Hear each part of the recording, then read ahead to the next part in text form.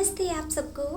मैं आशा करती हूँ आप सब अच्छे होंगे। मैं भी अच्छी हूँ। फ़िलहाल मैं आ गई हूँ एक नई वीडियो के साथ में, जो मैं रीडिंग करने वाली हूँ भगवत गीता की, जिसमें सबसे पहले मैं आपको बताऊँगी भगवत गीता के पहले वाले अध्याय का महत्व, कि उसे सुनने का या उसे समझने से आपको क्या महत्व मिलता है, वो मैं एक्सप्लेन करने आई हूँ। और मैं उम्मीद करती हूँ मैं आपके मन में जो उलझनें चल रही हैं, जो परेशानियाँ आपकी ज़िंदगी में चल रही हैं, उनका समाधान मैं आप तक पहुँचा सकूँ।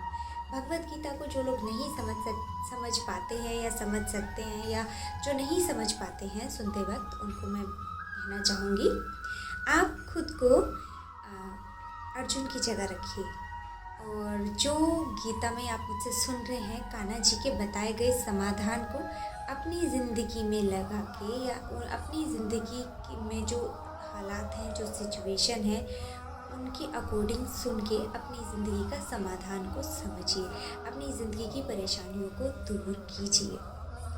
मैं शुरुआत करती हूँ।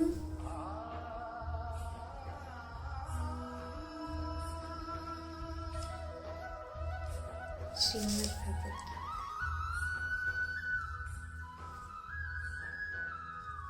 जब भी मन अशांत हो या परेशान हो, तो भगवत गीता पढ़ सकते हैं या सुन सकते हैं। उससे आपको बहुत सुकून मिलेगा, शांति मिलेगी और अपनी समस्या का समाधान मिलेगा। श्री कृष्ण के अनुसार ऐसी कोई परेशानी नहीं है जिसका कोई समाधान नहीं। पहले अध्याय का महत्व आपको बताने जा रही हूँ। एक समय पार्वती जी ने पूछा, हे महादेव जी, किस ज्ञान के बल से आपको संसार के लोग शिव शंकर कहकर पूछते हैं? मृगछाला ओढ़े, अंगों में शमशानों की विभूति लगाए, गले में सर्प और मुंडों की माला पहन रहे हो, इनमें तो कोई पवित्र नहीं है। फिर आप किस ज्ञान से पवित्र हो? वह कृपा करके कहिए। श्री महादेव जी बोले, हे प्रिय, सुनो, गीता ज्ञान को हृदय में धारण करने से मैं पवित्र हूँ, और उस ज्ञान से मुझे बाहर के कर्म व्यापते नहीं। तब पार्वती जी ने कहा, हे भगवान, जिस गीता के ज्ञान की आप ऐसी स्तुति करते हैं, उसके श्रवण करने से कोई कथार्थ भी हुआ है?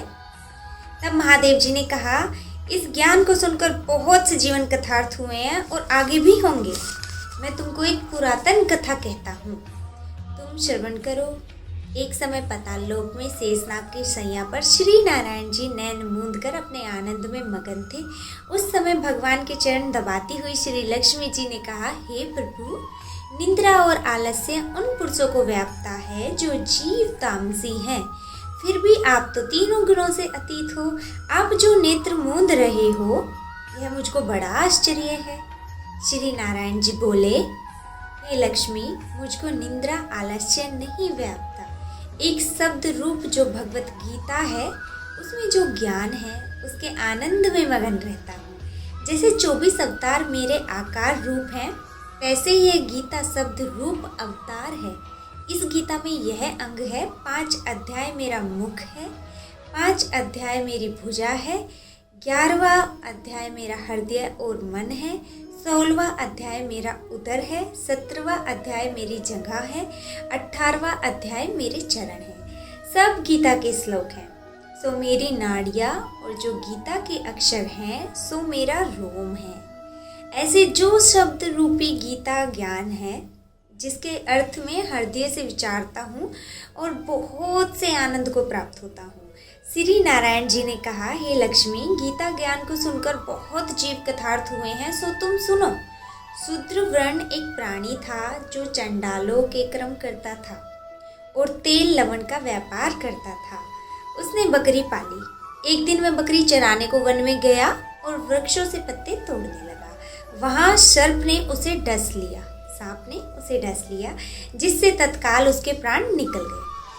मरकर उसने बहुत नरक भोगे। फिर बैल का जन्म पाया। उस बैल को भिक्षुक ने मोल ले लिया। वह भिक्षुक उस पर चढ़कर सारा दिन भिक्षा मांगता। फिर जो कुछ भिक्षा मांगकर लावे, वह कुटुंब के साथ मिलकर खावे। वह बैल सारी रात द्वार पर बंधा रहे, उसके खाने पीने की खबर ना लेवे, कुछ थोड़ा सा भूसा उसके आगे डाल देवे। जब दिन चढ़े, फिर बैल पर चढ़कर मांगता फिरे। कई दिन गुजरे तो वह बैल भूख भूख के मारे गिर पड़ा और उसके प्राण छूटे। नगर के लोग देखा करें, कोई तीर्थ का फल दे, कोई व्रत का फल दे, पर उस बैल के प्राण छूटे नहीं। एक दिन गणिका आई, उसने मनुष्यों से पूछा यह भीड़ कैसी है, तो उन्होंने कहा इस बैल के प्राण जाते नहीं, अनेक पुण्य का फल दे रहे हैं तो भी उसकी मुक्ति नहीं होती। जब गणिका ने कहा मैंने जो किया उसका फल इस बैल को निमित्त किया, इतना कहते ही बैल की मुक्ति हो गई। तब बैल ने एक ब्राह्मण के घर में जन्म लिया। पिता ने इसका नाम सुशर्मा रखा। जब बड़ा हुआ तो पिता ने इसको पढ़ाया, तब उसको पिछले जन्म की सुध रही थी। इसलिए इसने एक दिन मन में विचार किया, जिस गणिका ने मुझे बैल की योनि से छुड़ाया उसका दर्शन करूं। विप्र चलता चलता गणिका के घर गया और कहा तू मुझे पहचानती है? गणिका ने कहा मैं नहीं पहचानती, तू कौन है? मेरी तेरी क्या पहचान, तू विप्र और मैं वेश्या। तू विप्र ने कहा मैं वही बैल हूँ जिसको तूने अपना पुण्य दिया था, तब मैं बैल की योनि से छूटा था। अब मैंने विप्र के घर जन्म लिया है तो अपना वह पुण्य बता।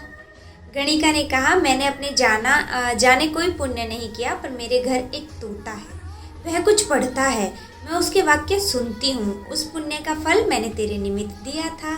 तब विप्र ने तोते से पूछा कि तू सवेरे क्या पढ़ता है?